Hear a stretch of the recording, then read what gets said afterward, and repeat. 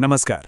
आज के इस एक्सप्लेनर में हम एक ऐसे आइडिया पर बात करने वाले हैं जिसने सच में हमारी आधुनिक राजनीति और न्याय व्यवस्था की पूरी नींव ही बदल कर रख दी। हम बात कर रहे हैं जेरेमी बेंथम और उनके बेहद मशहूर उपयोगितावाद के सिद्धांत यानी थ्योरी ऑफ यूटिलिटेरियनिज्म की। बेंथम इस सिद्धांत के सबसे बड़े प्रवर्तक थे।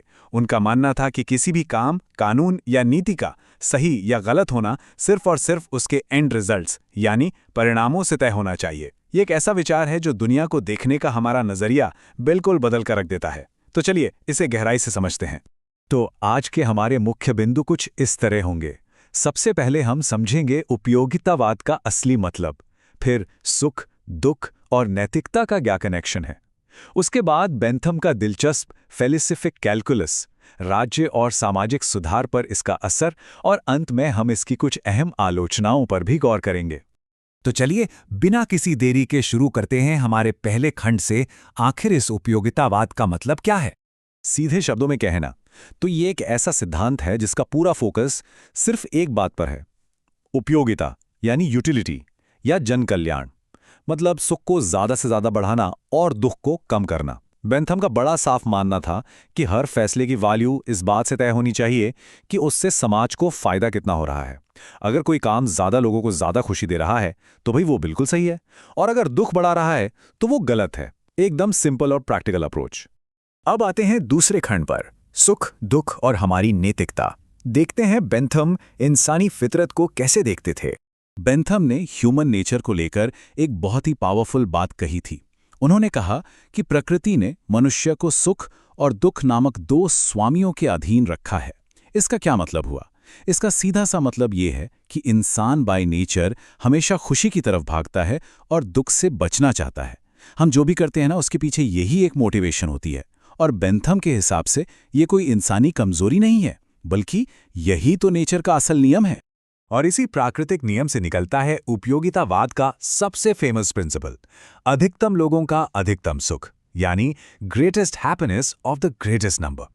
ये केवल एक फिलॉसफी नहीं है, बल्कि सरकारों के लिए एक बहुत बड़ी गाइडलाइन है। इसका अर्थ यह है कि किसी भी देश की नीतियां ऐसी होनी चाहिए जिससे मेजॉरिटी का यानी ज्यादा से ज्यादा लोगों का फायदा हो। नीतिकता हो या कानून, सबका इकलौता बेसिस जनता की खुशी ही होनी चाहिए। अब इस नजरिए से अगर हम देखें तो नैतिकता या मोरालिटी की पूरी परिभाषा ही बदल जाती है।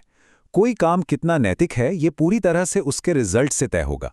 मान लीजिए आपकी नीयत बहुत अच्छी है, लेकिन आपके बनाए गए किसी नियम से ज्यादातर लोगों को तकलीफ हो रही है, तो उपयोगितावाद के हिसाब से वो नियम पूरी तरह अनैतिक है। सिर्फ और सिर्फ उसका परिणाम मायने रखता है। अब बढ़ते हैं तीसरे खंड की तरफ, फेलिसिफिक कैलकुलस। और यकीन मानिए यह हिस्सा सच में बहुत दिलचस्प है। बेंथम ने सिर्फ हवा में सुख दुख की बात नहीं की, उन्होंने बाकायदा सुख को नापने का एक मैथमेटिकल तरीका बना डाला। उन्होंने 7 क्राइटेरिया दिए। पहला, तीव्रता, मतलब सुख कितना गहरा या इंटेंस है। दूसरा, अवधि, सुख कितनी देर तक टिकेगा। तीसरा, निश्चितता, ये कितना श्योर है कि सुख मिलेगा ही मिलेगा। चौथा, निकटता, सुख कितनी जल्दी मिलेगा। पांचवा है फलदायकता, क्या इस सुख से आगे चलकर और भी सुख मिलेगा। छठा, शुद्धता, यानी इसके साथ कोई छिपा हुआ दुख तो नहीं जुड़ा। और सातवां, व्यापकता, मतलब ये सुख कितने ज्यादा लोगों तक पहुंचेगा। है ना कमाल का आइडिया? इस फॉर्मूले में फिट करके आप किसी भी एक्शन की यूटिलिटी कैलकुलेट कर सकते हैं। और यहाँ एक बात जो सिद्धांत को थोड़ा अलग बनाती है वो ये कि बेंथम की नज़र में सारे सुख एकदम बराबर हैं। उनमें सिर्फ क्वांटिटी का फर्क होता है, क्वालिटी का नहीं। मतलब मान लीजिए एक तरफ आप कोई बहुत बढ़िया सी किताब पढ़ रहे हैं और दूसरी तरफ कोई हल्का फुल्का सा गेम खेल रहे हैं। अगर दोनों से आपको बराबर मात्रा में खुशी मिल रही है तो बेंथम कहेंगे कि समाज के लिए दोनों की वैल्यू बिल्कुल सेम है। कोई भी सुख अपने आप में छोटा या बड़ा नहीं होता। चलिए अब आते हैं चौथे खंड पर, राज्य और सामाजिक सुधार। देखते हैं कि ये थियरी असल दुनिया में सरकारों पर कैसे लागू होती है। देखिए, उपयोगितावाद सिर्फ किताबों तक सीमित रहने वाला विचार नहीं था। इसकी सबसे बड़ी खासियत यही है कि ये बहुत ही प्रैक्टिकल है। इसका पूरा फोकस पब्लिक वेलफेयर पर है और इसमें एक बहुत ही स्ट्रांग डेमोक्रेटिक स्पिरिट छिपी हुई है, क्योंकि ये हमेशा बहुसंख्यक जनता के हित की बात करता है। और आपको पता है, 18वीं और 19वीं सदी में जितने भी बड़े सोशल रिफॉर्म्स हुए ना, उनके पीछे कहीं ना कहीं इसी सोच का बहुत बड़ा हाथ था।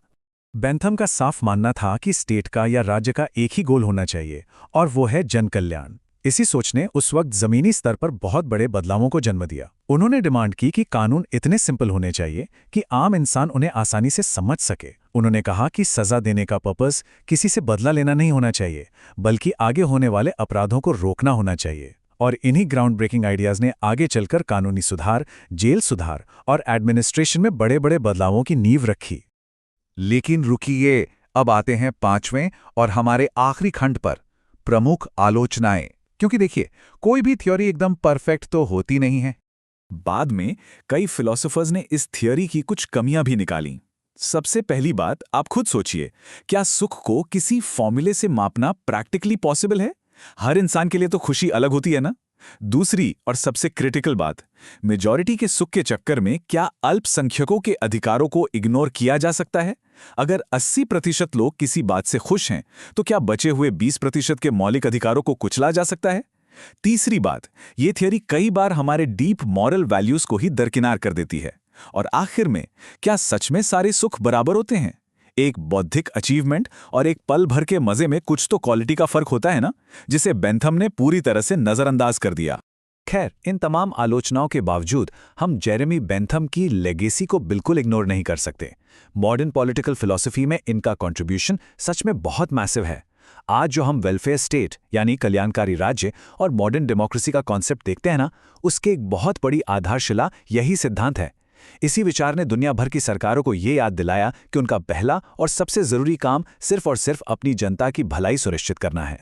तो आज के इस एक्सप्लेनर को खत्म करने से पहले मैं आपको एक विचार के साथ छोड़ना चाहता हूं।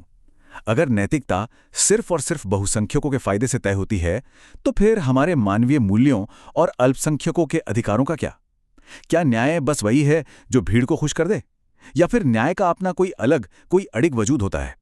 ये एक ऐसा सवाल है जो आज भी हमें गहराई से सोचने पर मजबूर करता है। आज की इस चर्चा में हमारे साथ जुड़ने के लिए बहुत बहुत धन्यवाद। उम्मीद है कि ये एनालिसिस आपके लिए काफी जानकारीपूर्ण रहा होगा।